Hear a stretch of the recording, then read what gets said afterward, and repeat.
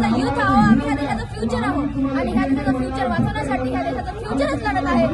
सरकार काय करते सरकार? जे माणूस आमच्या हक्कांसाठी प्रोटेस्ट करत होता, आमच्या हक्कांसाठी हंगर स्ट्राईकसाठी बसलेला होता, सोनम सर, त्यांना किडनॅप करून घेऊन गेले. ते असं उचलून घेऊन गेलं नाही म्हणतायत, ही किडनॅपिंगच होती. जर मोठा रेपिस्ट असता तर त्याला नेता बनवलं असतं आणि प्रोटेस्टरला आता उचलून घेऊन चालले. ही आहे गव्हर्नमेंट. कोणती गव्हर्नमेंट? काय गव्हर्नमेंट? ह्या गव्हर्नमेंटला अकाउंटेबिलिटी सुद्धा देता येत नाही. आम्ही स्टुडंट्स आहोत, आम्ही ह्या देशासाठी आम्ही लढाई करतो. मी हफ्ताभर झालं मला सगळ्या फ्रेंड्सला, सगळ्या कोचिंगमध्ये, नांदेडच्या पूर्ण स्कूलमधल्या लेकरांना गोळा करते, सगळ्या स्टुडंट्सला मी रिक्वेस्ट करते ह्या प्रोटेस्टला तुम्ही या म्हणून. आणि इथेच बरेच लोकांनी माझी साथ दिलेली आहे आणि आम्ही पुढे सुद्धा आमच्या देशाला असं खाली मान घालायला लावणार नाही. काही चंद लोकांमुळे आमचा देश हा खूप महान आहे आणि आम्ही ह्याची मान खाली जाऊ देणार नाही.